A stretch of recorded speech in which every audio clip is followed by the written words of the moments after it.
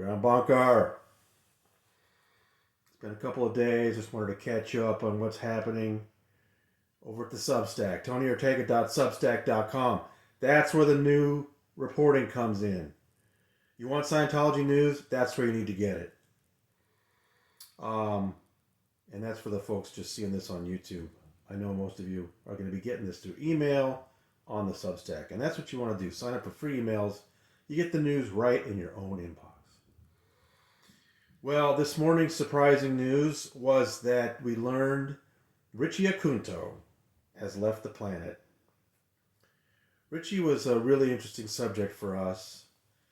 He was a whale, one of Scientology's big donors, and actually one of the biggest. He reached patron laureate, which is what you're described as when you donate $10 million cumulatively to the IAS, Scientology's membership organization. But how he got there and what happened to him subsequently is really kind of an interesting tale that we first told back in 2014. And the reason that we got interested in Richie and what had happened to him was that all of these trophies he'd received for donating $750,000, then $1 million, then $2.5 million, and finally $10 million. Each of those levels, he got a different trophy. All those trophies all of a sudden showed up on eBay. And that's pretty rare. I don't know if the only other time we had something similar to that was when our friend Mark Ebner discovered some plaques of was it Gay Rabisi, I think, on the street.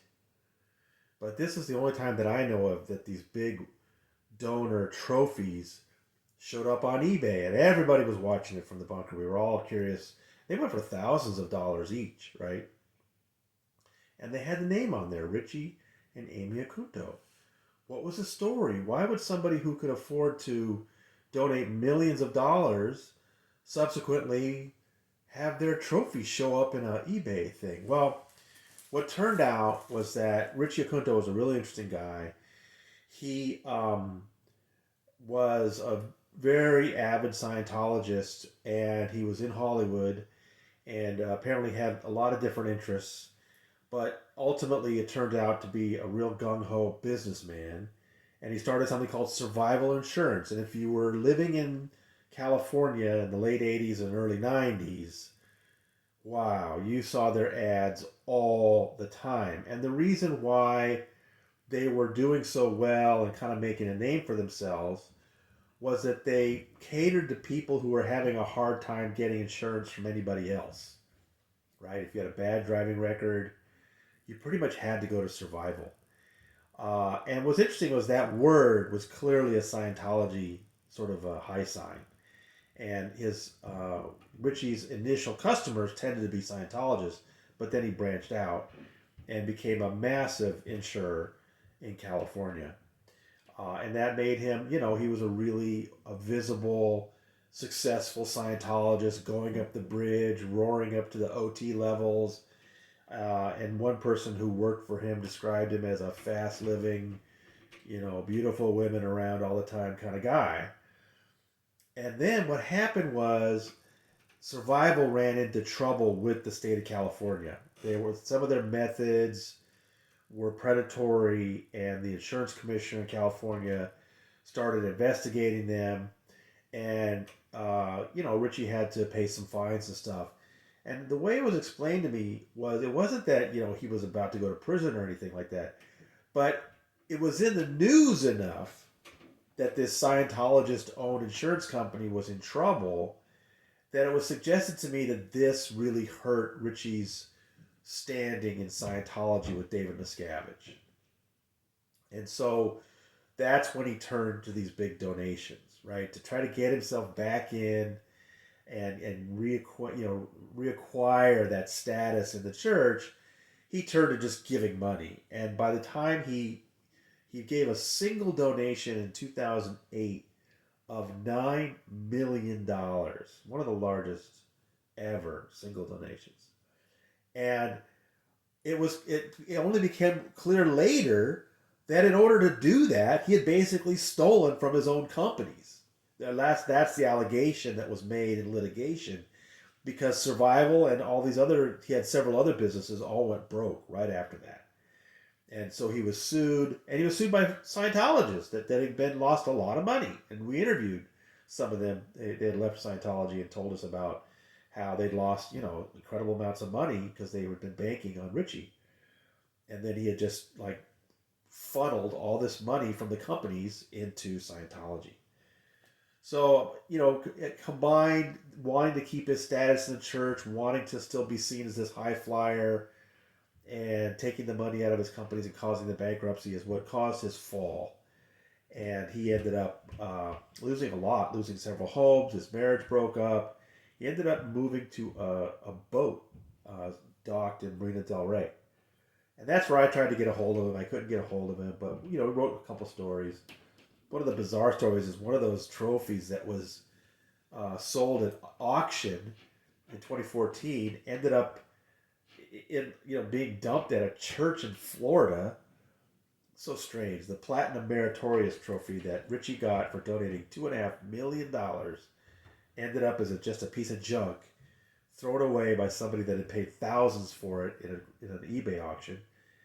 And a reader found it and wanted to know what to do with it. We had him give it to Mike Rinder. I just thought it was funny. Richie apparently had no more use of it. So we don't know what he died from. The only thing I saw was online. One of his daughters was kind of frantic to find out why he wasn't answering his phone. And it's my understanding that the police went to his boat finally, I think on Sunday, and found him there. The county has not released any kind of cause of death. He was a colorful character. I always kind of wish he'd picked up the phone and answered my calls, and we could have had a discussion about sort of his rise and fall as an insurance mogul, as a Scientology figure. But he was an interesting person, and I'm glad we got to write about him a few times. And it's sad to see that he's passed away. But it's one of those situations where you're going to hear about it at the underground bunker, and I seriously doubt you will hear anything from the Church of Scientology, which benefited from this man's largesse for so many years. So the other things that you might not have seen if you haven't been to the Substack, the other interesting passing that we noted this week is the legendary figure of Jane Kember, who was L. Ron Hubbard's spy master in the 70s running the Snow White program, and so many others. When I learned about her death, I quickly put together an obituary with the high points, but then both Chris Owen and John Atack, two of the absolute best historians in the field, sent me really interesting pieces about Jane Kember, and I published them both together yesterday. Really, Chris's details were amazing. John had some really interesting things to say about her, after her Scientology years as the spy master. Really good stuff. Please go by and check that out if you haven't. And the other thing that you might not be aware of if you haven't been to the Substack is a reader pointed out to me that in 2012, Danny Masterson gave an interview to Kevin Pollak on the Kevin Pollak chat show that was popular for many years. And Pollak actually asked Danny about DJ Donkey Punch. And, we've talked about that a lot, written about it a lot at the bunker. We were disappointed that it didn't really come up in the trial. Yes, Trisha Vesey, when she was on the stand, uttered the words Donkey Punch, but it was never explained to the jury what that was about. And, a lot of people have wondered, why not? I mean, it's just so amazing that in the same exact years when Danny Masterson is accused of raping multiple women in violent ways, he was performing under a DJ name that's a slang reference to anal rape. And Kevin Pollak asked him about it on this show. And wow, you got to see Danny talk about it. People wondered what it would be like if he testified at his trial. You might get a little sense of it here.